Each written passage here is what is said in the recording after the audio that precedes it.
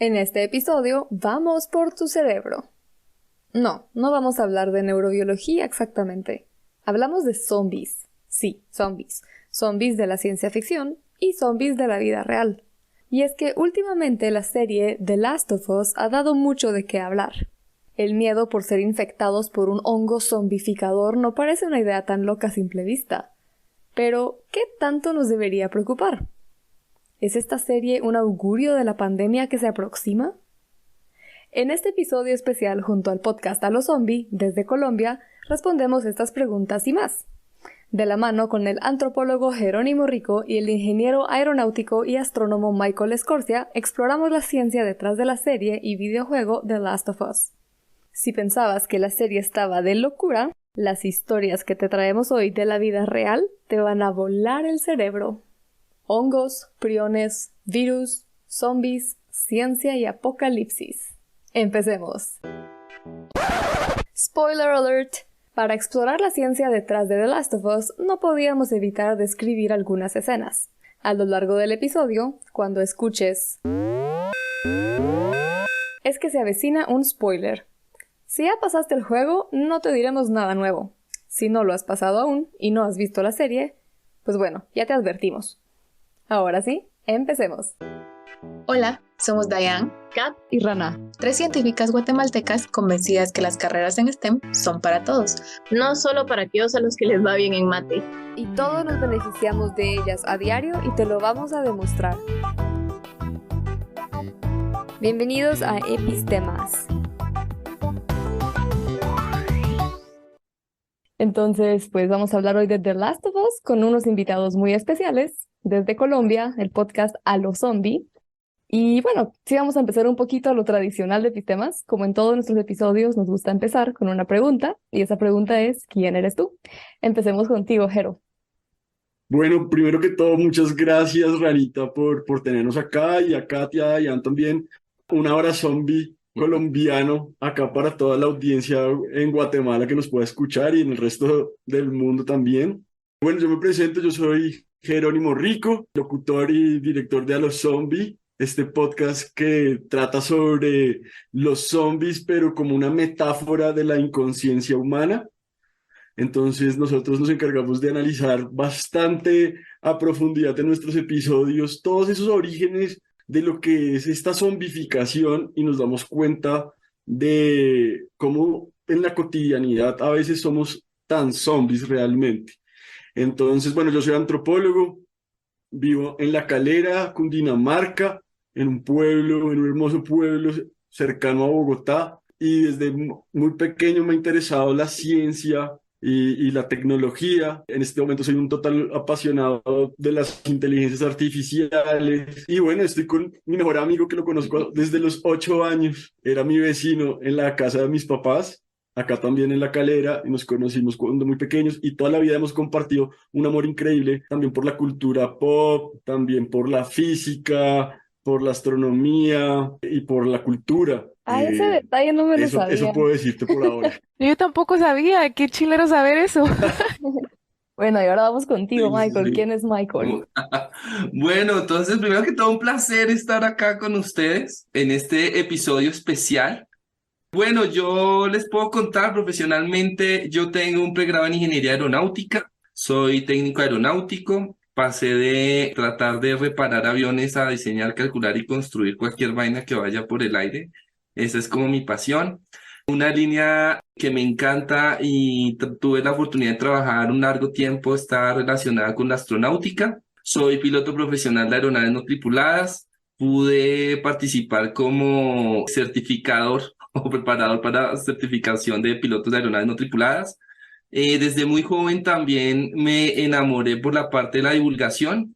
Por supuesto, la ciencia, la física y cualquier cosa relacionada con la cultura, con todo lo que hacemos como humanitos, las cosas raras de arte, me han apasionado. Y bueno, ese es como el principal gusto que comparto con Jerónimo, mi mejor amigo, y decidimos precisamente hacer un proyecto juntos. Y de esta manera entonces empezamos a trabajar en este maravilloso podcast que es A lo Zombie, donde tratamos como de sacarle el tiempo, ¿no? En medio de toda esa cotidianidad del trabajo, los niños, la señora, los francones, para poder disfrutar un poco y dar nuestra opinión acerca de este mundo tan cambiante y de estos temas. Entonces, bueno, apasionados acá de estar también con ustedes, unas expertas en estos temas y bueno, para adelante. Un poco lo que nosotros nos hemos dado cuenta también en todo este transcurrir hablando de zombies. Quisiera empezar porque al principio ninguno de los dos era fan de los zombies realmente o de las películas de terror, pero fue más hablando de la sociedad moderna y de esta metáfora justamente que nos dimos cuenta que es posible que estemos muy zombificados en la realidad.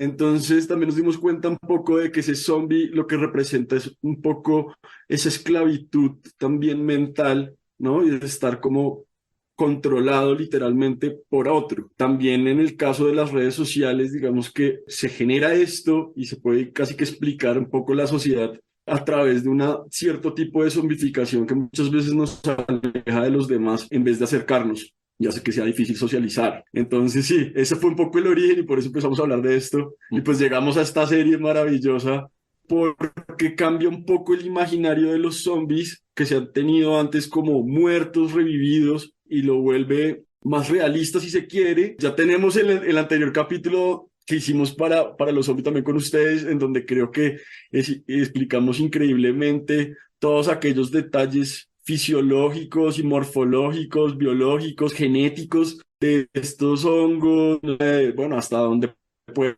ser posible o no que pueda llegar a pasar esto, ¿no? Y si quieres saber qué fue lo que platicamos en la otra parte de este especial, te invitamos a escuchar ese episodio en el podcast A lo Zombie cuando termines este episodio. No te preocupes, no hay orden cronológico, son episodios complementarios. Y como siempre, te dejamos los enlaces en las notas de este episodio. Sin duda es un zombie distinto, hablamos que es un zombie vivo, ¿no? Es un zombie vivo, sí. Este zombie viene de un hongo, es un hongo que precisamente está en la naturaleza real.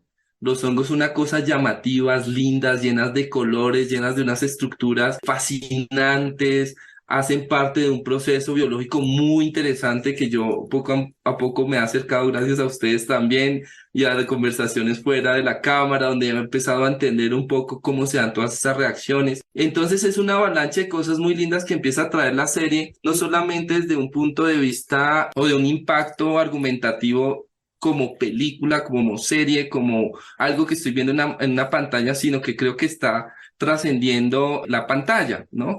Y es esta reflexión que se empieza a combinar con este tipo de zombie que tiene unas características muy diferentes, especialmente asociadas para mí con el color. Sí, pero también son más rápidos,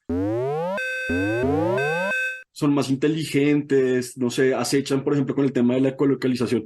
Sin entrar acá en muchos spoilers, seguramente que ya muchos también de los que han llegado a este episodio saben un poco de la serie y el videojuego que también ha sido pues, muy famoso, lleva ya 10 años dando de qué hablar también. Pero sí los hace más rápidos, los hace más difíciles de combatir. Y fuertes. Empiezan a aparecer una serie de clasificaciones que empieza a ser interesante, ¿no? Entonces, esto empieza a ser un poco recurrente, diría yo, a partir de las series de los 90 y de las películas de los 90, donde el tema de evolución de ese tipo de organismo muerto, vivo, empieza precisamente a combinarse, ¿no?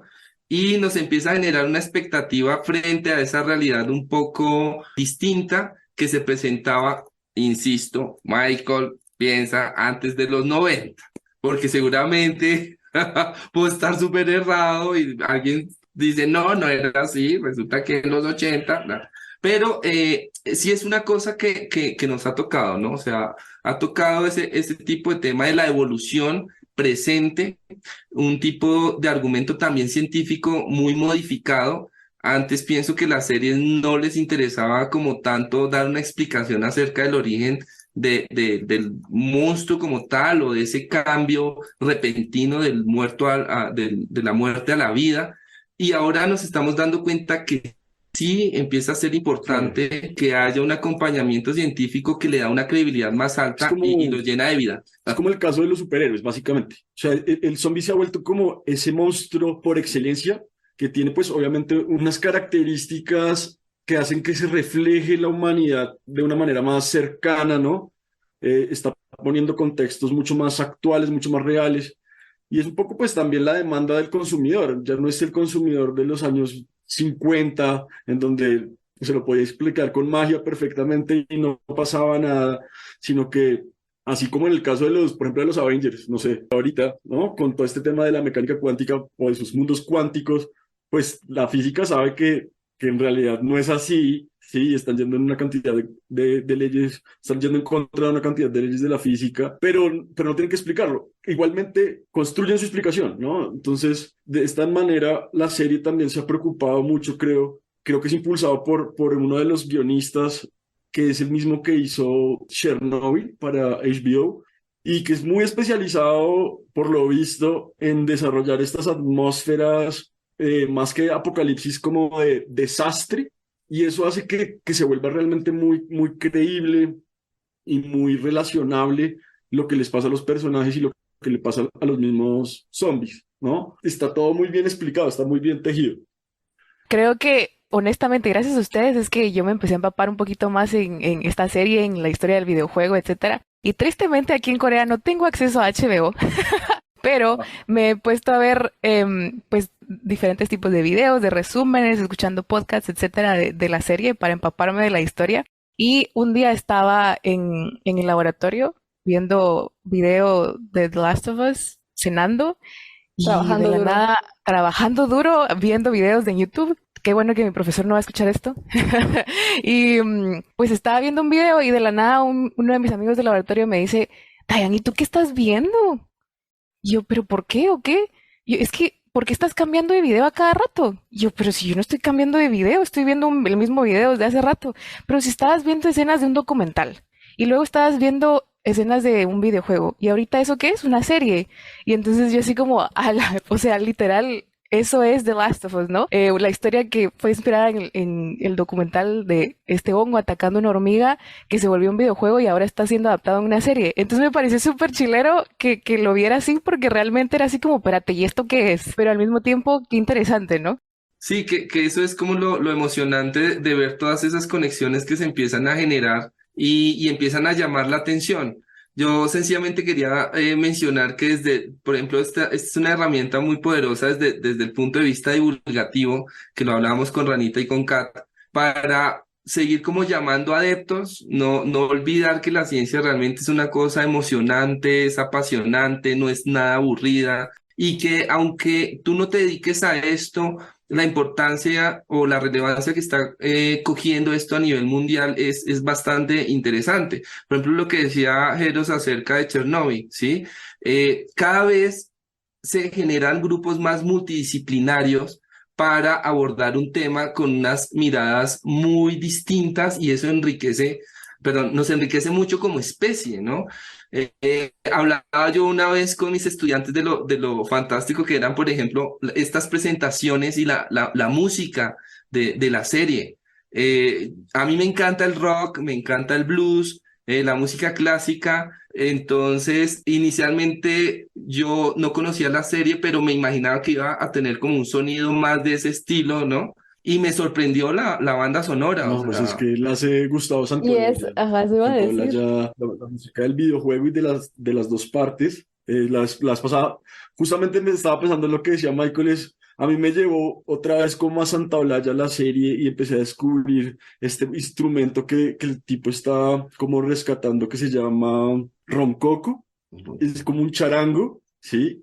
Y el tipo lo toca pues con una técnica distinta a la que se toca tradicionalmente, pues, pero ha hecho que todo el mundo conozca este instrumento. Entonces, él decía un poco eso, pues fíjense también todo ese desarrollo que hay detrás de una producción de este tamaño, que es muy interesante que tome esos elementos científicos, pero no sé si no le estamos quitando tiempo como hablar un poquito más de esa parte. Estamos en este podcast que es de ciencia, a mí me gustaría también escucharlas, chicas. Es de ciencia, A pero también mí, resaltamos latinos y Santa Olaya es latino, así que eso se vale. tengo una pregunta, aprovechando que tenemos un antropólogo en la sala, me gustaría saber cómo creerías que evolucionaría la sociedad en una situación como un apocalipsis zombie, porque ahí sacan como que,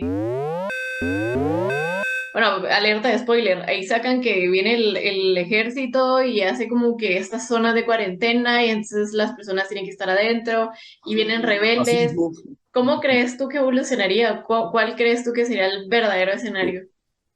pues me parece un temazo realmente.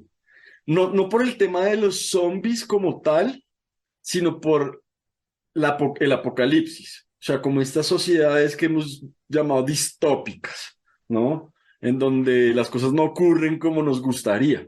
Porque desde el punto sociológico y antropológico es bien interesante ver cómo los seres humanos se organizan cuando no tienen acceso, o sea, cuando de un momento están en una circunstancia paleolítica, por ejemplo, ¿no? Entonces, pues caen las estructuras, lo cual quiere decir que nos quedamos sin dinero, lo cual quiere decir que nos quedamos sin formas de almacenamiento de las comidas, lo cual quiere decir que nos quedamos sin servicios de conexión a internet, al teléfono celular, o sea, muchas cosas que damos por hechas actualmente ponen como en un experimento social a gran escala a la humanidad y los hace salir pues de muchas cosas, pero volver también a lo que siempre ha funcionado y es básicamente la organización tribal, por un lado, pero también los jefes de guerra, que son unas criaturas más peligrosas que los zombies. Porque puede que esos, digamos, esos jefes de guerra sean personas que simplemente, no sé, aquí el jefe paramilitar pues se vuelve un pequeño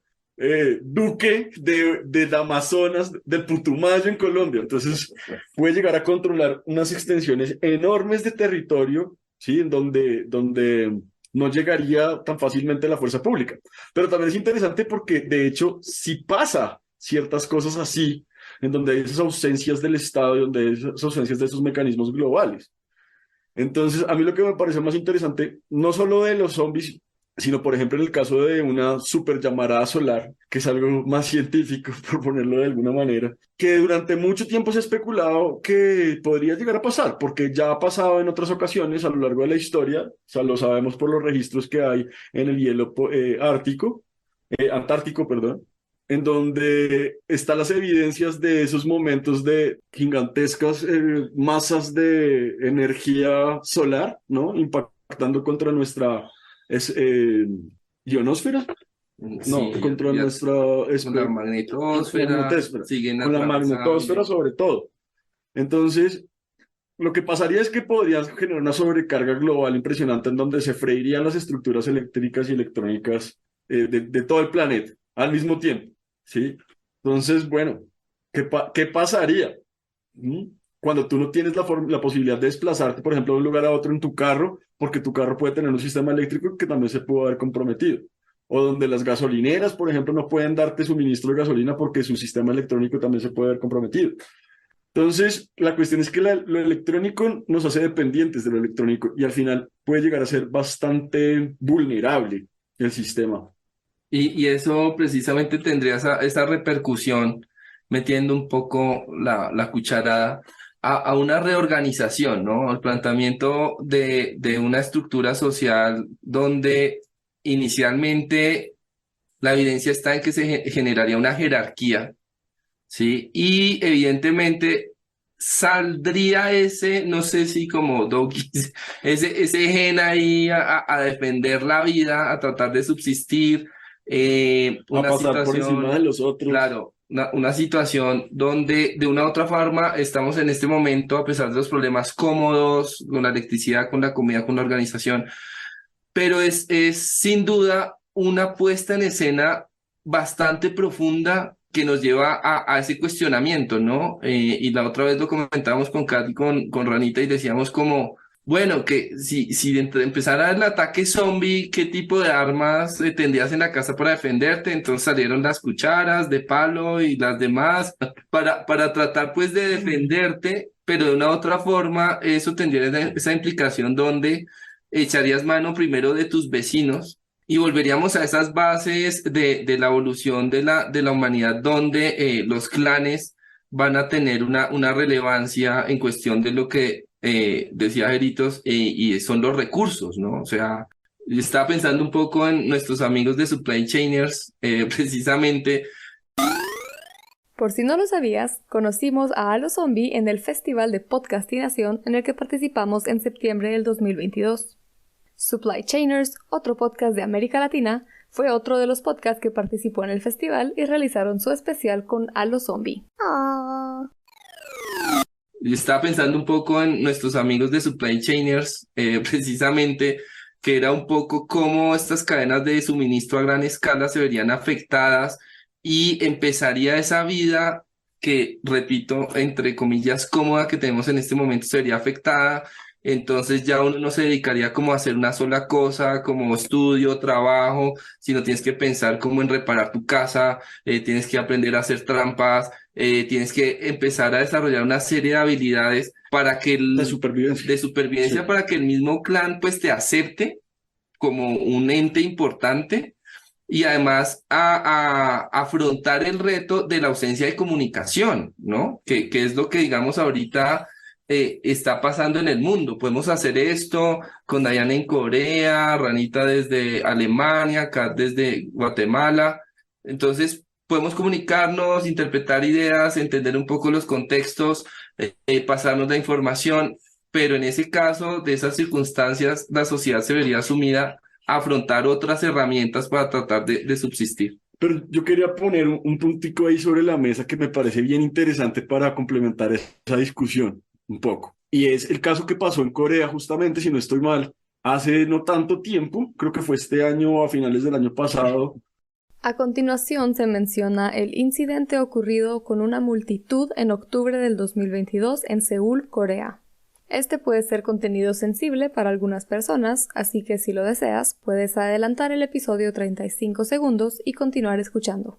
En donde estaban celebrando un carnaval, un festival, había muchísimas personas, se sumó pues a pospandemia, ya la gente puede volver a salir, salieron todos al mismo tiempo, ¿y qué pasó? ¿Sí? Empezaron a asfixiarse unos a otros. Entonces, eso llevó a un comportamiento instintivo de horda, literalmente, en donde las personas pasaban unas por encima de las otras y muchos murieron víctimas de asfixia por ser pisados por las otras personas. Entonces, no estamos tan lejos de estos mundos posibles en donde una circunstancia de presión puede llevar a sacar lo peor de un ser humano, que es mucho peor que un zombie, realmente, ¿sí? Ay, se me fue lo que iba a decir. Perdón. No. Dijiste algo de tipo de zombificación, pero no Así, sé qué. hablando de como el tipo de zombificación, el concepto de zombificación que ustedes manejan, ¿no? Cuando iban hablando de repente lo electrónico ya no funciona y estamos forzando a tanta gente que está acostumbrada a googlear qué está pasando en el mundo en la mano y de repente ya no podemos googlear eso, ya no podemos preguntarle a ChatGPT qué está sucediendo y qué locura, ¿no? Y me recordé también de otra película de esta de Don't Look Up, que al final está Jonah Hill, ¿es verdad? Al final tratando de encontrar señal cuando todo el mundo ya se acabó. Sí. Con el celular así como, hey, Fue que como en otra galaxia, más, pero no coge. Tal cual, Esto pasa. tal cual. Sí. Y fíjate que eso plantea ese cuestionamiento un poco acerca de la veracidad hoy en día de la información.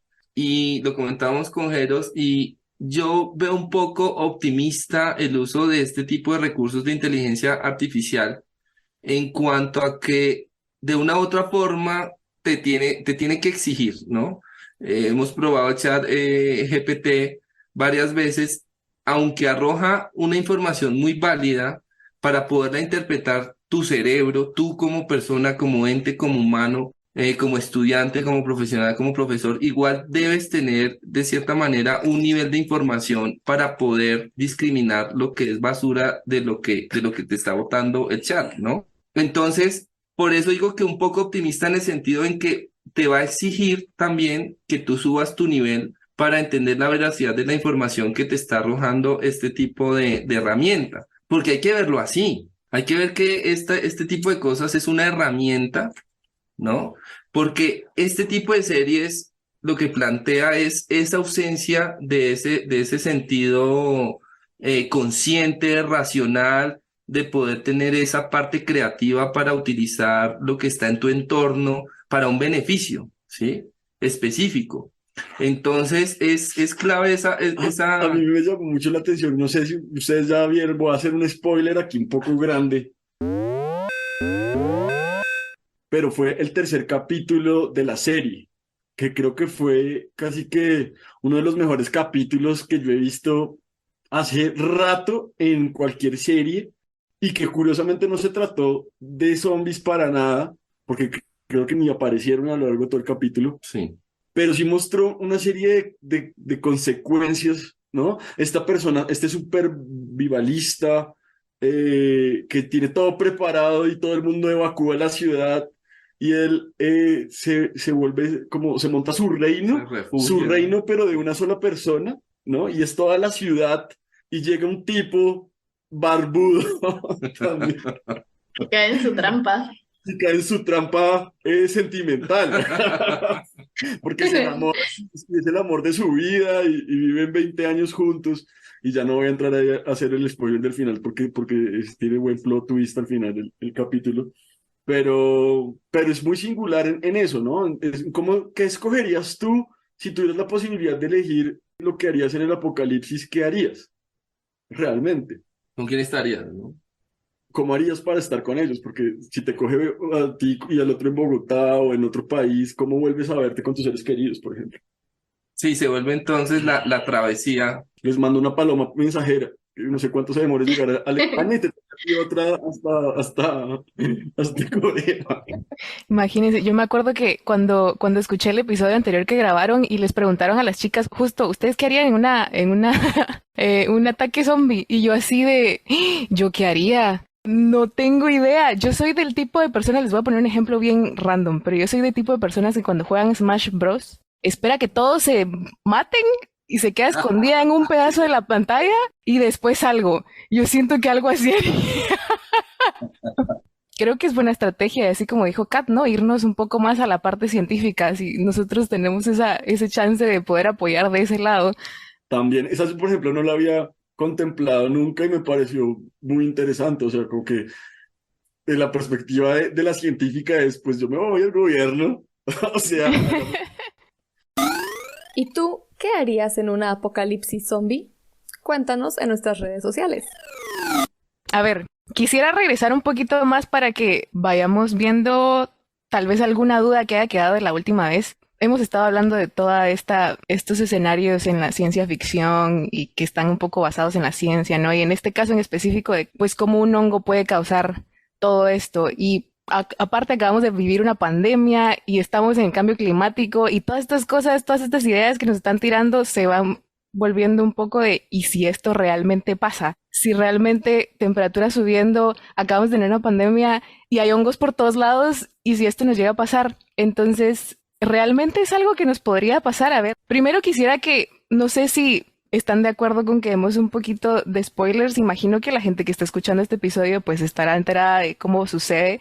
Pero realmente, ¿qué es lo que pasa? ¿Cómo es lo que sucede la infección por el Cordyceps en la serie y cómo es este proceso? Y después vamos como que comparándolo con lo que debería pasar realmente.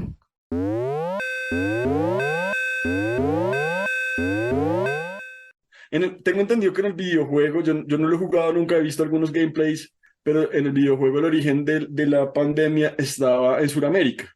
Pero en la serie lo cambiaron y lo pusieron en Yakarta, que es la capital de Indonesia, si no estoy mal.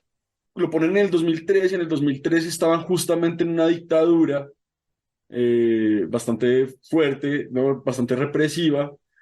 Y entonces la dictadura se da cuenta que en una fábrica de harina, como de galletas o de, bueno, de diferentes productos de harina, los trabajadores, una de las trabajadoras iba a atacar a la policía, bueno, como que denunciaron el caso, iba a atacar a la policía, las policías la terminaron disparando en la cabeza, ella se murió, llamaron, pero encuentran una serie de evidencias, ¿no? Que no pueden como interpretar. Y para eso llaman entonces a una micóloga famosa y ella les sugiere que empiecen a bombardear la ciudad, más bien con ella incluida, y que la dejen despedirse de la familia, ¿no? En una escena bastante dramática que me acabo de arruinar, pero bueno, contemplemos que ya todos lo vieron. Después de esto, la serie no da más explicaciones. En ese mismo entonces, un carpintero de nombre Joel y su hermano, que parece que estuvo en las fuerzas especiales americanas, y la hija de Joel se enfrentan con el surgimiento de la pandemia en un pueblo como en Massachusetts, no sé exactamente dónde queda, o en Virginia. Boston, sí es en Boston. Es que ellos llegan a Boston, pero inicialmente no están Es como un ahí, pueblito cerca. ¿sí? Sí, no, ellos tienen un viaje, es que pasan 20 años, o sea, en esos 20 años pasó de todo. Ahí van a ser secuelas, seguro, y spin-offs y de todo, ¿sí? Porque tienen mucho que contar los 20 años de ese man viajando con Sí. con la chica. Bueno, el caso es que de un momento a otro, pues la gente con la harina se empezó a infectar y se empezó a estallar, sobre todo en las ciudades, y entonces se empezó a generar un comportamiento agresivo en los pacientes, en donde tenían una intensa necesidad de morder a otros y volverlos huésped de este hongo, que en ese momento pues ya más o menos se tiene identificado, que es como un tipo de Ophiocordyceps. Eh, Eso es como lo inicial y lo que introduce la serie. Inmunológicamente hablando, te voy a poner esta escena, la escena del crimen, así va. Pero lo que pasa es lo siguiente, como decía Jero, tienen este caso de esta trabajadora en un molino de maíz para crear harina que tiene un problema, está como muy violenta con sus compañeros y demás, entonces la agarran, todo lo que dijo de que le disparan, y entonces la agarran y se la llevan a la micóloga para que la micóloga la analice. Total que la micóloga la ve y ve que tiene marcas de una mordida. Entonces, realmente lo que nosotros vemos en la serie no es el paciente cero y nunca sabemos cómo es lo que le pasó al paciente cero, porque para ponerlos en contexto, el paciente cero es la primera persona que se infecta de alguna enfermedad que nosotros queremos analizar, y en este caso, la señora a la que le disparan, que tienen en el laboratorio, realmente no es el paciente cero, sino que es el primer paciente al que tienen acceso. Pero incluso la micóloga les pregunta, bueno, ella tiene una mordida, ¿quién la mordió? Y le dicen, no sabemos. ¿Y cuántos más sabían? Calculamos que unos 14 porque son los trabajadores que faltan, pero realmente no sabemos. Entonces, nunca logramos tener como que el paciente cero, la información directa del paciente cero, y tampoco sabemos si esa paciente cero se infectó porque, yo qué sé, se robó una bolsita de harina de maíz o qué fue lo que pasó, pero sí sabemos que, por ejemplo, lo que dice esta micóloga es como que, bueno, tenemos este conjunto de gente, ¿verdad? No sabemos quién es el paciente cero, no sabemos cómo se infectaron, sabemos que estaban en un molino de maíz y sabemos que es contagioso por medio de las mordidas. Entonces, si tenemos 14 personas que están sueltas por ahí mordiendo gente y que la mordida causa esto, bombardeamos la ciudad. Con lo que no contaban es que parte de las esporas, supongo yo, o parte de cómo se contagiaron, estaba ya en el molino de maíz y ya se había enviado un lote a distribución mundial. Entonces, no solamente era la cuestión de destruyamos esta ciudad porque, punto, aquí está el punto de foco, aquí están las 14 personas que podrían infectar, y como ellos tampoco sabían que se estaban infectando por esa harina, entonces salió el lote, pasó todo este problema.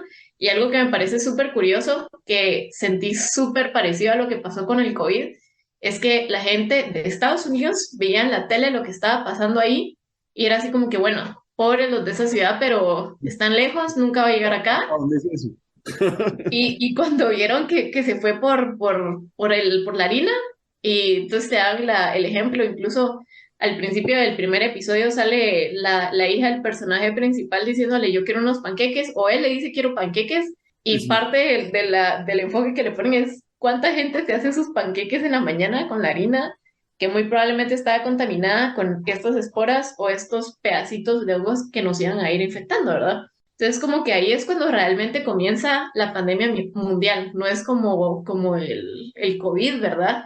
Que se fue esparciendo por los aviones, por cómo la gente se iba distribuyendo en el mundo y demás, hasta que llegó a todos los lados, sino más bien fue por un lote fallido que salió y listo. Entonces, en ese caso, como que mucha explicación en el área de inmunología no te podría dar, porque ni siquiera ellos explican si el primer contagio o el paciente cero fue por el maíz, si fue por X o Y cosas, realmente eso no lo explican. Entonces, pero sí te puedo decir que tiene que ver con el maíz, porque pues fue con el molino, pero no sé si fue por ingestión o si fue, yo qué sé, que se cortó con una planta de maíz o algo por el estilo. Yo tengo una pregunta, porque también es raro pues que alguien coma harina así sin hacer un panqueque o sin cocinarla de una forma, ¿no? Las esporas ¿Qué pasa con las esporas? Digamos, la harina cuando la cocinas, cuando la mezclas con polvo de hornear, con huevitos, con qué sé yo, y la cocinas así en lo caliente, ¿no matas a los hongos? ¿O no se matan tan rápido o entran en como, ¿cómo se llaman? Cysts. Voy a tratar de responder, Kat, si hay algo que se me olvida, me complementas. Pero realmente lo que pasa es que las esporas de un hongo son estructuras que están hechas para que el hongo resista condiciones extremas. Entonces, cuando el hongo no encuentra condiciones ideales para poder crecer normalmente, pues tiene las esporas, ¿no? Y y va a esperar hasta que las condiciones sean ideales para eventualmente crecer. Entonces, es un gran depende porque depende mucho de qué especie de hongo es, en dónde está, etcétera. Pero, o sea, ese es el tipo de estructura que lo va a hacer sobrevivir, las esporas, todo tipo de esporas, porque no solo hay una. Eso, y también el hecho de, por ejemplo, directamente sabemos que, digamos, tenía la persona, se tuvo que haber contagiado de alguna manera con esporas del hongo per se para que el hongo se propagara, pero también hay ciertas otras cosas que los hongos pueden hacer que no necesariamente son con el hongo vivo, sino que, digamos, están todas las micotoxinas, que es porque te dicen que si en el pan sale moho, no es solo de quitarle el pedacito que tiene moho, ya te puedes quitar el pan, no, porque la estructura es bastante extendida y no solamente la estructura de la micorriza, sino también el tipo de toxinas que puede liberar un hongo, pues de por sí ya podría generar, por ejemplo, tal vez esta persona no se comió el hongo, yo qué sé, crudo o las esporas crudas, pero sí se comió las micotoxinas y el mensaje que le dio la micotoxina es comete la harina cruda, digamos. Entonces ya, aunque una persona con sus cinco sentidos o una persona común no se comería la harina cruda, podría ser que a partir de las micotoxinas se creara esa necesidad,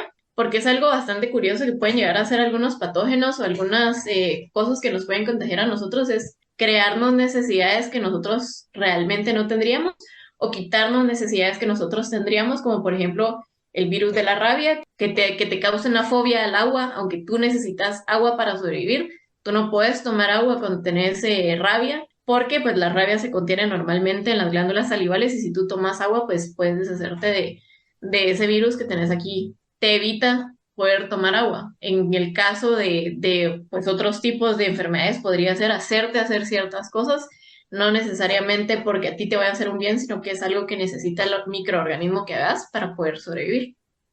Yo ahí voy a aprovechar para hacerte una pregunta que también me está devanando los sesos. Y es, tú nos comentabas sobre los priones. Yo estuve viendo justamente a propósito de lo que mencionaba Diane, y es que los priones, bueno, ahorita nos vas a explicar, pero parece que es muy difícil deshacerse de los priones, incluso a temperaturas muy altas, siguen manteniendo su estructura molecular y pueden llegar a infectar a otras personas, lo cual pues es un desafío increíble en el tema de la higiene, o sea, y de cómo hago para no contagiarme de un prión entonces. Ajá, lo que pasa es que Dijiste los priones. priones son una cosa loquísima, de verdad loquísima. Y eran, yo no sé si lo hablamos en el capítulo pasado, si lo hablamos fuera de cámara, que en Fuera. mi opinión, mientras más sencillo algo, más miedo le tenemos que tener, como por ejemplo que tenemos los hongos, en mi opinión, los hongos en cuanto a estructuras microscópicas son las más complicadas, las más complejas, digamos, las que de ahí tenemos a las bacterias y de ahí irían los virus y al final, en mi opinión, tendrían que ir los priones, en cuenta a, ¿cómo es que se llama?, a complejidad de los organismos, ¿verdad? Los priones, para las personas que nos están escuchando y que nunca habían escuchado al respecto, son literalmente pedacitos de proteína cortada. No son seres vivos conforme a lo que nosotros comprendemos de vida, que si quieren saber cuáles son las características que necesita cumplir un organismo para ser un organismo vivo, lo pueden escuchar en el episodio que hicimos con Alozombie. Un prión no cumple con esas características de vida que nosotros tenemos definidas, pero así tampoco los virus lo hacen. Y entonces tenemos como que un debate bastante importante ahí en cuanto a si un prión está vivo o no y si un virus está vivo o no. Pero lo que pasa con los priones es que son estas proteínas que están mal dobladas. Ustedes imagínense ustedes hacen un origami y todas las personas del mundo tenemos que hacer un origami y todos lo hacemos perfectamente, nos sale precioso, hermoso, perfecto. Pero viene una persona y hace mal el origami y entonces tu origami, cuando tú lo tocas con un origami que está bonito, el origami que está bonito se vuelve feo. Prácticamente eso es algo que pasaría con las enfermedades de los priones. Entonces, tú tenés esta proteína que está mal formada por alguna razón que no conocemos, dependiendo del prión, la razón es diferente, y viene y llega a tu cuerpo y adentro de tu cuerpo hace que esas proteínas que tú tenés están bien formadas o bien dobladas, como nosotros le decimos, que les puse el ejemplo de origami porque nosotros en bioquímica entendemos estructuras proteicas como origamis, como primera en una dimensión, en 2 dimensiones y en 3 dimensiones, y entonces arruina y empieza a hacer que tu cuerpo produzca más de estas proteínas arruinadas, y entonces tu cuerpo comienza a tener ciertas reacciones que no son las correctas para un cuerpo como tal, pero como no tenemos definido realmente si el prión es un ser vivo o no es un ser vivo, entonces no sabemos con qué razón específica un prión podría llegar a producir los efectos que lo hace. En los virus, por ejemplo, entendemos que llegan a una célula, utilizan el proceso de reproducción que tienen las células para producir más virus y ayudarse a eso para generar más, porque ellos solos no pueden reproducirse como lo entendemos nosotros. Pero los priones no tenemos ni la menor idea de por qué lo hacen. Pero de alguna manera se están reproduciendo. Es como las células cancerígenas, o sea, como que empiezan a dañar el sistema para reproducir otros priones.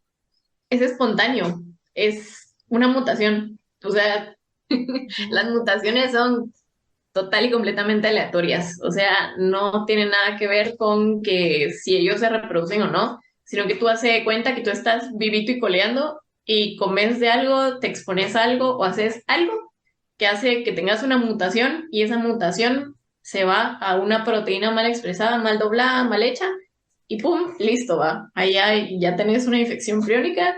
Y entonces, en el caso, por ejemplo, de cómo se reproduce, cómo se puede dar ese salto entre una infección priónica de un tipo a otra, es, digamos, esto normalmente pasa en venados, por ejemplo, y después viene alguien y caza el venado y se come la carne del venado y entonces ya tenés tú tu infección priónica y no necesariamente fue una mutación que ocurrió en tu cuerpo, sino fue una mutación que tú ingeriste o una proteína que tú ingeriste que fue la que provocó el montón de proteínas mal dobladas en tu propio cuerpo. Pero no es como que algo específico, simplemente sucede porque sucede y no hay ni un, o por lo menos hasta el momento, no entendemos el mecanismo específico o cuál es la presión específica que genera ese tipo de infecciones. Justo después de grabar el episodio, se publicó una revisión explicando el peligro de los priones para la salud del ser humano. Te dejamos el enlace al artículo en las notas de este episodio. Pero tengo O entendido ese tipo de que mutaciones. genera efectos que podrían ser más similares a los de un zombie en realidad que otras enfermedades, ¿no? Había escuchado que la rigidez en el cuerpo y no sé, ¿me pueden contar un poquito de eso? Aparentemente, entre los síntomas están que desarrollan demencia, tienen dificultad para caminar y tienen alucinaciones, rigidez muscular, confusión, fatiga y dificultad para hablar. Yo creo que más que los priones sí son los virus los que, pues algunos, los que causan un comportamiento un poco más de zombie tradicional, digamos, ¿no? Porque es el que sí puede alterar el comportamiento, como lo que contaba ya Kat con la rabia, o lo que le pasa a las ratas con ¿cuál es la toxoplasmosis? O sea, es más Sí, los- lo que pasa es que Ujú. la enfermedad con priones, de hecho, es, si lo ves así como dijo Dayan, solo los síntomas, como que la descripción suena bastante wow, o sea, eso es algo muy parecido a los zombies, pero en realidad es más parecido a lo que es la demencia senil, por ejemplo, que es una de las razones por las cuales se llegó a investigar tanto acerca de los priones, porque había una comunidad en Estados Unidos que llegaban sus viejitos, ya muy viejitos, y empezaban a tener este tipo de reacciones, ¿verdad? Empezaban a tener alucinaciones, todos esos síntomas, y entonces dijeron, bueno, no puede ser que todos los viejitos que no tenían familiares que estuvieran teniendo ese tipo de enfermedades, mamá, papá, etcétera, ahora ellos lo estén teniendo. O sea, ¿por qué está siendo tan espontáneo esta vez en la que nuestras personas están empezando a tener esos problemas? Entonces empezaron a hacer estudios y ahí fue cuando se dieron cuenta de que estaba esta enfermedad priónica en los viejitos y que por eso era que estaban teniendo este tipo de enfermedades, ¿verdad? O este tipo de representaciones que ellos al principio lo diagnosticaban como demencia senil, pero que en realidad era ese tipo de enfermedades priónicas. y se daba principalmente en una comunidad en donde era culturalmente aceptado que se hiciera la caza de venados y el consumo de su carne, y entonces como que fueron conectando cables y por eso es que ahora lo podemos tener tan controlado, que sabemos que, bueno, los venados de esta comunidad en específico están presentando estos síntomas que pueden ser indicativos de enfermedades crónicas. Entonces, en época de caza, por favor, no cacen a los venados de esta área porque muy probablemente ustedes se van a poder enfermar más adelante. Entonces, ajá, entonces, pero si ustedes ven a los venados como con esas enfermedades, sí parecen zombies, porque, o sea, tienen pedazos de carne que se les están cayendo, el venado está caminando directamente a la pistola, o sea, son cosas súper raras que suceden que en venados se ve muy raro, pero en humanos no es tan parecido a un zombie como lo que se ve en los venados. Yo, como les decía, yo diría que lo más parecido a una posible infección de zombies tal vez serían los viruses, como dice la ranita, porque ya directamente, por ejemplo, con la rabia, como les digo, como se mantiene aquí en la zona de las glándulas salivales. Entonces, sí te podría llegar a causar en algún momento el querer morder a una persona, porque de esa manera el virus pues se puede propagar, ¿no? Por eso es que como se mantiene acá, por eso es que es tan peligroso, por ejemplo, que te muerda un perro, que te muerda algún animal que presenta los síntomas de rabia, porque como ahí está el virus, entonces pues podría llegar a ser un poquito más representativo y un poquito más parecido a los que son los zombies que vemos nosotros en literatura o en videojuegos, en mi opinión. Yo no me había puesto a pensar en la diferencia de cómo se infectan distintas especies en el sentido de los videojuegos y las películas de zombies, en donde a veces hay perros zombies también. Y no me había puesto a pensar en que tal vez no les afectaría de la misma forma que los humanos zombies, ¿no? O sea, como acabas de decir, la rabia tal vez un poco sí, pero hay otros casos en el que, o sea, si a los venados se ven de tal forma y nosotros no, ahí hay otro error en el fact-checking de estas series. Sí, por ejemplo, Oye, en Resident Evil sí se contagian perros y humanos y a los dos les pasa prácticamente lo mismo. hablando de la rabia, hay una película también muy interesante, creo que habíamos hablado de ella, si no la han visto, y aprovecho para recordarle a nuestra audiencia o mencionarle, que es 28 días después.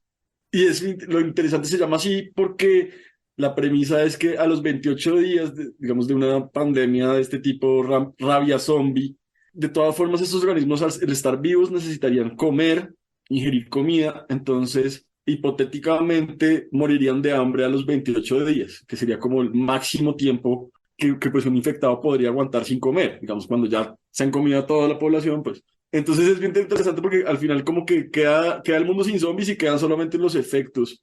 Pero no sé si quisiéramos hablar un poquitico de eso, o sea, como la rabia podría mutar y llegar a generar una pandemia así de este tamaño. ¿Tenemos un episodio sobre la rabia? Buenísimo. No sabía. Yo creo que con la rabia no habría necesidad de que mutara, más bien, o sea, sin que mute, sería capaz de solo destruir todo.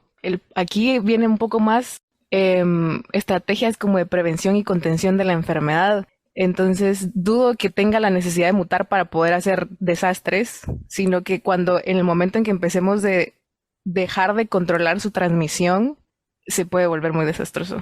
Sí, a mí me dio mucho pánico, así va contando.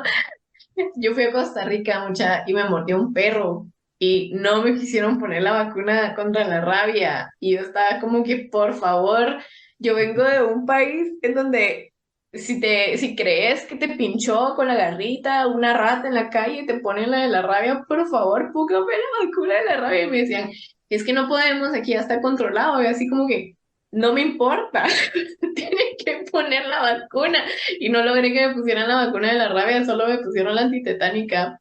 Pero sí, yo creo que hay veces que como humanos nos confiamos mucho en nuestros procesos, sinceramente.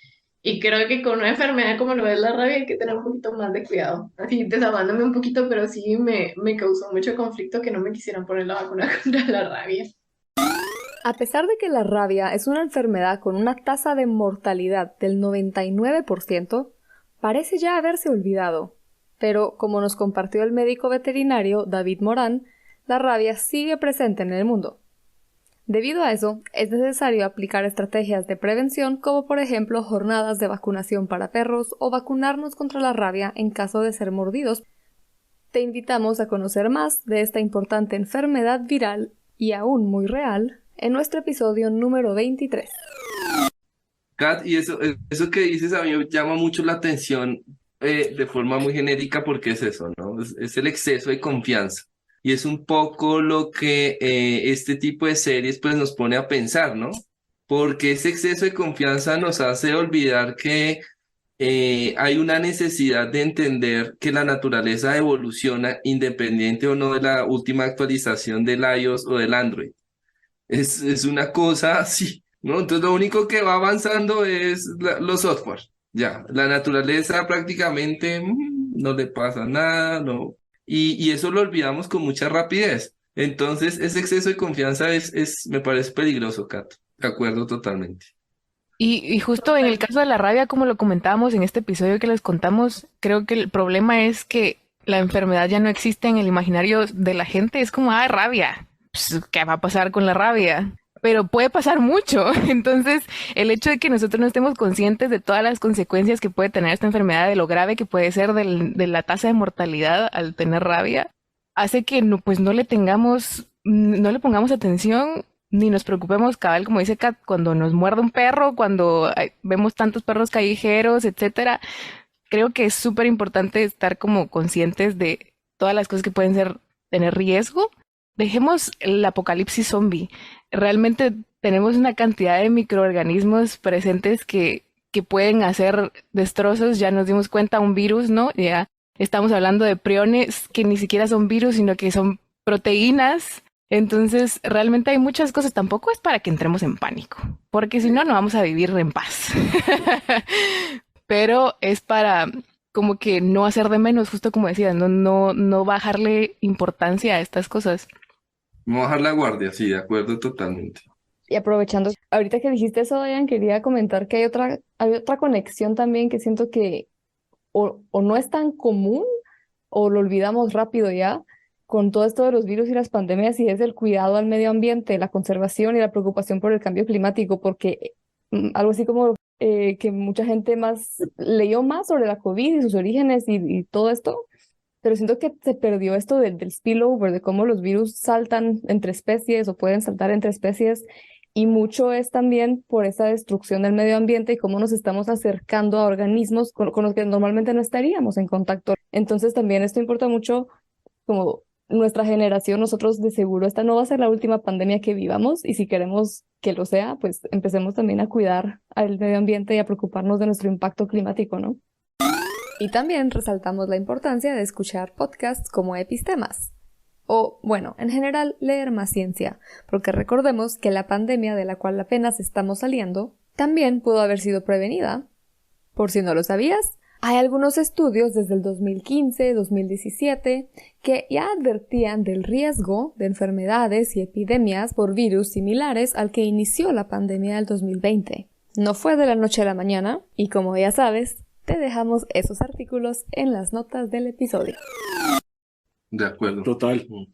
Aprovechemos para que esto sea un mensaje para todos aquellos que nos escuchen y que se pregunten qué más pueden hacer en sus hogares de forma simple también, pero también de forma pedagógica con sus hijos, por ejemplo, para ayudarlos a que tengan mayor conciencia sobre su afectación del medio ambiente.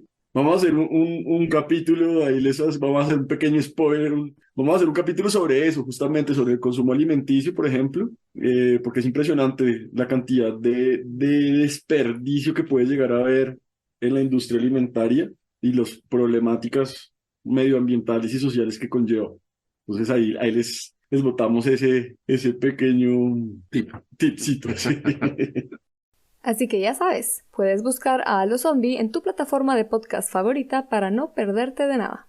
Retomando un poquito lo que dijo Dayan, de cómo es importante también como que no sobrepensemos, o sea, que no nos relajemos tanto en cuanto a microorganismos y demás, pero que tampoco nos sobreestresemos, porque si no, no vamos a poder vivir en paz. Entonces me gustaría, Dayan, si nos puedes contar un poquito sobre lo que vos investigaste, de cómo es que funciona el honguito que sale en la serie. Como que hasta lo que sabemos hoy en día, así le damos un poquito de tranquilidad a la gente, principalmente en cuanto a selectividad de qué especies son las que infectan los honguitos y demás. Uh, Ay, qué alegre hablar de honguitos ustedes. Para que los que nos están escuchando no entren en pánico, les voy a contar en resumen qué es lo que pasa realmente con este hongo en la vida real. Pues estamos hablando de un hongo que se encuentra en selvas tropicales del género Ophiocordyceps, como ya lo habíamos mencionado en el episodio anterior. Y básicamente lo que hace es que infecta hormigas principalmente, pero también existen algunos casos documentados de que puede infectar, no al mismo nivel, otro tipo de insectos.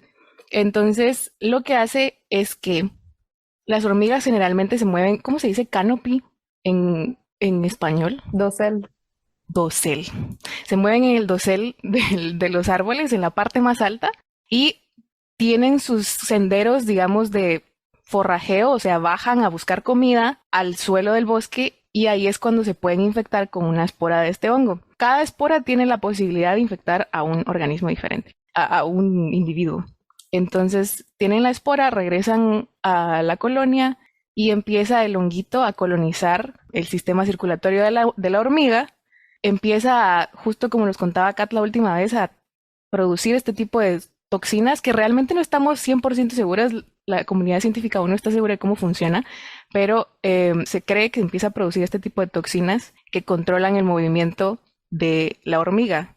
Lo que me parece súper interesante a mí de esto es que nunca llega realmente a controlar el cerebro, nunca se ha encontrado ninguna evidencia del hongo en el cerebro o en el sistema nervioso de las hormigas, lo cual me parece súper cool. Y entonces controla sus movimientos y hace que la hormiga vuelva a bajar al suelo y se quede en una altura de 25 centímetros más menos 3, aparentemente, según un artículo.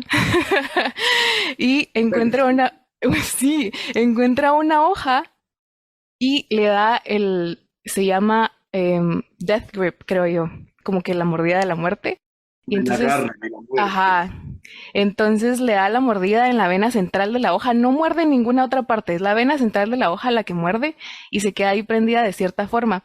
Y entonces ahí es cuando el hongo empieza a colonizar y empieza a salir por las articulaciones de la hormiga para poder como adherirse más al tallo de la hoja y ahí es cuando muere, ¿no? O sea, el hongo lo que quiere es usar a la hormiga para moverse de un lugar a otro y llevarla al lugar en el que va a crecer bien. Y cuando ya está prendida de la hojita, sale el cuerpo fructífero del hongo, que es lo que normalmente cuando uno piensa en hongos, piensa en champiñones o una cosa así, ¿no?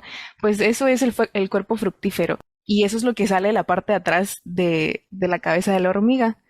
Y cuando sale el cuerpo fructífero, la parte de hasta arriba, una bolita, está llena de esporas, que como ya habíamos hablado antes, son estructuras resistentes que cada una tiene la capacidad de crear un hongo, ¿no? O sea, de seguir reproduciéndose. Y lo interesante también es que aparentemente hay como graveyards, como cementerios de hormigas zombies en el bosque, así. O sea, hay áreas que siempre van a la misma área y siempre ahí se mueren y ahí están todas las hormiguitas como que prendidas de las hojas. Entonces, esto suena muy loco. Realmente yo seguía leyendo y yo tenía más preguntas que respuestas acerca de cómo funcionaba esto.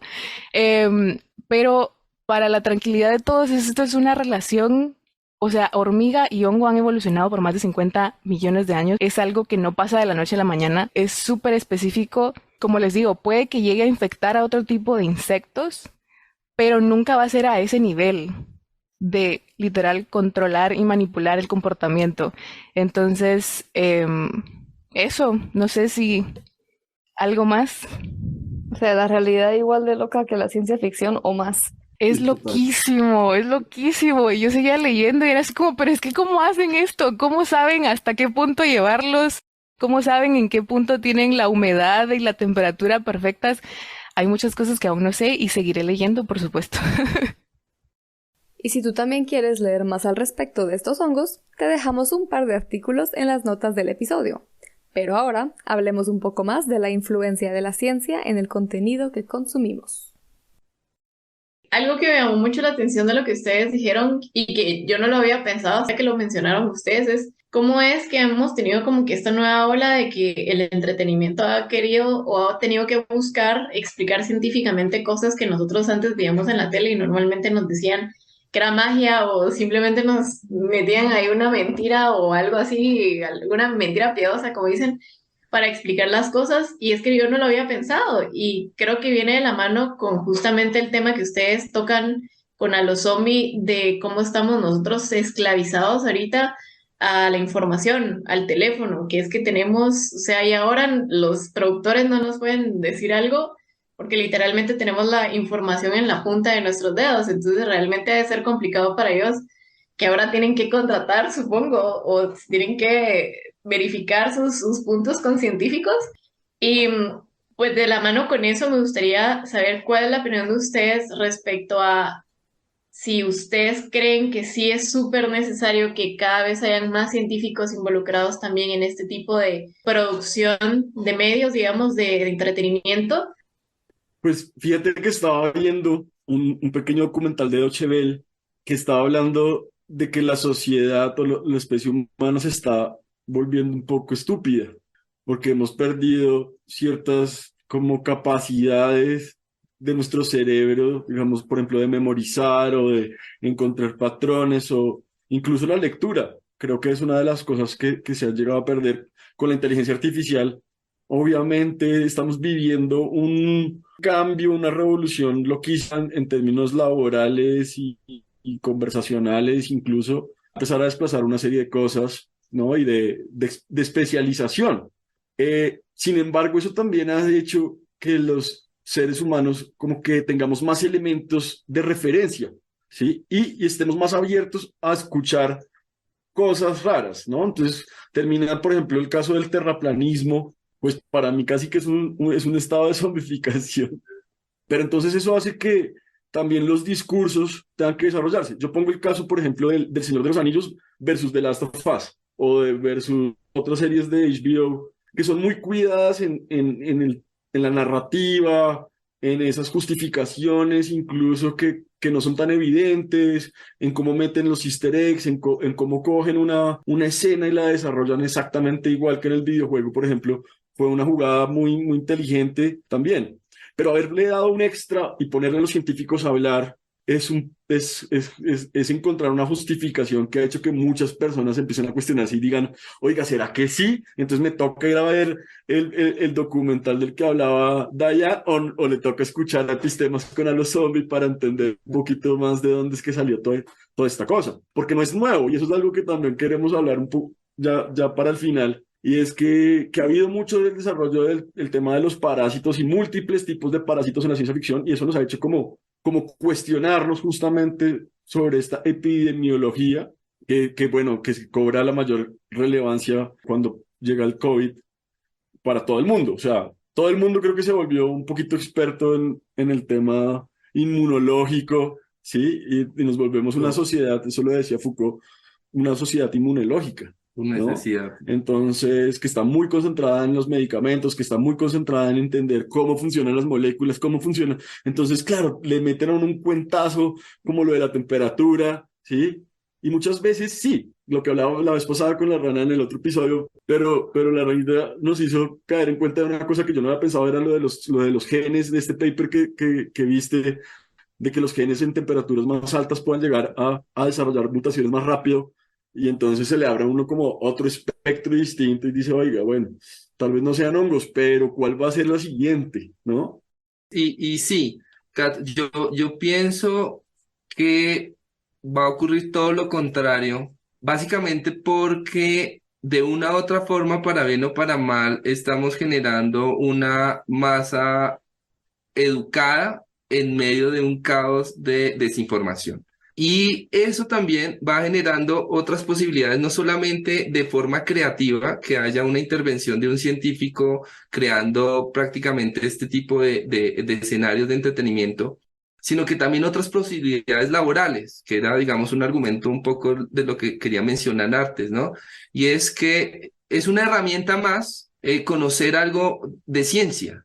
Y va precisamente con la musicalización, que fíjate que la persona no tiene que ser experta en el tema de los hongos pero de una u otra forma pienso que lo va a nutrir como persona saber un poquito de este tema para inspirarse y laboralmente producir creativamente, que es lo más lindo de todo. Y ahí es donde necesitamos la magia de los creativos, porque muy seguramente algunas cosas científicas son, y lo sabemos, un poco acartonadas. Sabemos que ese tipo de información es porque también debemos manejar una cantidad de información en unos tiempos muy cortos. Los doctorados, los postdocs, pues es información flash, ¿no? Una carrera de 5 años para sustentarla en 20, 30 minutos. Entonces, son unas aceleraciones, unos tiempos muy locos y de pronto a veces no se desarrolla ese arte argumentativo de tratar de contar una historia con una imagen, de enriquecerla precisamente con un color, con alguna frase profunda o una frase poética. Entonces, esa mezcla entre la participación de los científicos y de los artistas, pienso que no va a disminuir el interés en las personas por conocer, sino que todo lo contrario, van a impulsar y de hecho lo está haciendo, o sea, que creativamente se produzcan productos que llamen la atención con un contenido profundo, fresco y por supuesto para todo el público, ¿no? Supongo que habrá personas que dirán, no, qué mamera esto, pero es bueno echar el gancho al agua y mirar qué pasa, o sea, y vuelvo a lo mismo, es decir, estamos en una sola vida, en un ratito, entonces qué rico que podamos compartir todos esos conocimientos creando productos innovadores. Yo quería comentar que me encanta el optimismo de Jero en cuanto a la COVID y que dijiste ya un par de veces que todo lo que la gente aprendió y que nos volvimos todos inmunólogos expertos. Yo vi otra cosa, yo sí no vi eso. Bueno, un poquito tal vez, pero sí, bueno, quería comentar también con lo que decía, con lo que preguntabas, Kat, que hay una anécdota bien divertida, o tal vez no divertida, pero muy buena, de Neil deGrasse Tyson, que fue a ver Titanic cuando hicieron un remake del aniversario de no sé qué año, creo que ¿hace cuánto salió Titanic? A ver, te lo cuento mejor ahora. En muchos sentidos, la película de James Cameron del Titanic se cree que es muy precisa en muchos detalles. Sin embargo, el astrónomo norteamericano Neil deGrasse Tyson en algún momento tuvo la oportunidad de encontrarse con el director James Cameron y decirle que lo que no había estado muy preciso en la película de Titanic era el cielo. El cielo estrellado de la noche era un cielo Aragán, como le llaman. Pues era básicamente tomar un cielo X y duplicar la imagen. En este encuentro, a James Cameron pareció no importarle mucho lo que le decía Neil deGrasse Tyson. Sin embargo, al tiempo, cuando estaba realizando una especial versión del director, pidió a su productor que llamara a este astrofísico que le estaba diciendo cómo mejorar el cielo de la película para su edición especial de Titanic. Me parece una genial historia y es como... También es una super historia de la comunicación de la ciencia. Yo creo que hay muchas productoras que tienen, como decía Michael también, o sea, esta generación de empleos y que tienen consultores que son científicos. No, y seguro que han llevado a mucha gente a preguntarse sobre la micología y sobre la microbiología y sobre una cantidad de cosas que en su vida se había puesto a pensar, o sea, como, ¿será que es posible? Eso es muy interesante, o sea, realmente y lo lleva a uno a entender unas cosas. Veía un podcast, por ejemplo, un podcast no, sino como un videoblog en YouTube de un médico, no sé si lo vieron, ahí se los mandé. Podemos poner de pronto el enlace en la descripción del capítulo, no sé. Es un médico que se ha vuelto famoso un poco, pues ya tiene unos cuantos seguidores, unos cuantos miles de seguidores. Pero él empieza como a decodificar desde el punto de vista de un médico estas infecciones de la ciencia ficción. Entonces, por ejemplo, no sé, del juego Halo, no sé si se acuerdan, bueno, los que sepan el juego, hay como un virus, un parásito extraterrestre que va infectando, y este tipo se pone a pensar como, oiga, bueno, venga a ver, ¿qué es lo que hace? ¿Qué produciría realmente en las glándulas o en los órganos, en fin? ¿O por qué tienen cierto tipo de crecimiento, ¿sí? De morfológico o algo así? Y es muy interesante ver cómo efectivamente muchas de las cosas que se plantean, pues sí tienen un componente científico, o sea, y un componente que ha sido el campo de múltiples ciencias además a lo largo de la historia. Entonces, yo creo que sí, tanto los videojuegos como la serie y la cultura, digamos, la literatura, pero no solo eso, sino incluso los mismos contenidos que uno ve en TikTok, pueden llevar a la gente a preguntarse ciertas cosas y acercarlo un poco más a la ciencia. Y creo que sí también es pues la intención que tenemos estos podcasts en donde ese es un componente central, ¿no? De que la gente se pueda llegar a acercar a estos temas también desde otras miradas. Por lo Sí. menos ser conscientes de la zombificación. Me No encanta sé cómo si. pasamos tanto con como que toda la relevancia y la influencia que pueden llegar a tener los medios y videojuegos para aprender cosas como las que nos está enseñando Diane y Kat hoy. Y no sé, me encanta que esto nos pueda llevar a esas conversaciones. Es que- Hablamos tanto de la influencia de películas y otros medios, pero ven la influencia de los podcasts también para hablar de todo esto y hacer estas mezclas. Sí, ojalá que los que nos estén escuchando en el futuro, pues nada, que se lleven un poquito de todas estas reflexiones que tienen que ver con tantas cosas. Además, que es que uno no acaba de conocer el universo realmente y lo maravilloso y asombroso e inexplorado que todavía sigue siendo. Así que si podemos poner un granito de arena para que la gente se lleve algo, pues ya, eso es lo que más nutre el corazón realmente. Solo quería como aprovechar este momento de fascinación para también agradecerles a Jero y Michael por haberse acercado a nosotras y decir, hey, tenemos que hacer algo y tenemos que hablar de esta serie, porque la verdad es que he aprendido tanto con estas pláticas que nos hemos echado y, y pues bueno, gracias, ¿no? Qué buena colaboración y estamos seguras que no va a ser la última. No, yo completamente de acuerdo con Ranita, o sea, es una vez más ese llamado a lo interesante que es toda esta parte de la ciencia mezclada con tantas cosas del arte, todo que llama precisamente a la parte linda de los humanos y es poder reflexionar y cuestionarnos acerca del propio medio en el que se desenvuelve la propia vida, ¿no? Y siempre me ha gustado este tipo de temas porque... Bueno, yo les comenté, estoy en un proceso de sacar la maestría en el campo de astrofísica y algo que enseña esta área es que realmente la vida en el universo, pues hasta donde conocemos ahorita, es muy escasa. Y eso como ser humano a mí me llena mucho de esperanza, me fortalece, ¿no? Para aprovechar el tiempo, compartirlo, porque cuando te das cuenta de qué tan grande es el universo y los procesos que hablaba y comentaba acerca del tiempo, más te hace valorar el poquito tiempo que está acá resumido en estos cuerpos re chiquiticos, un puntico pálido azul, como decía Carl Sagan, ahí perdido una motica en toda esta vastedad, ¿no?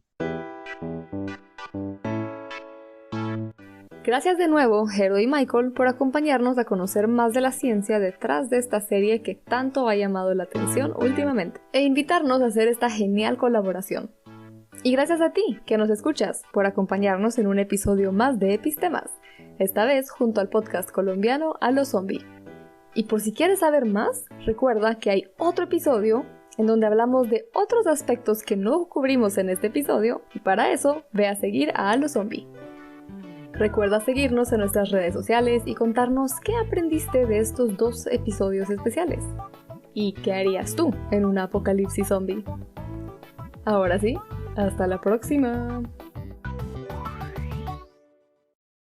¡Vamos por por tu tu cerebro.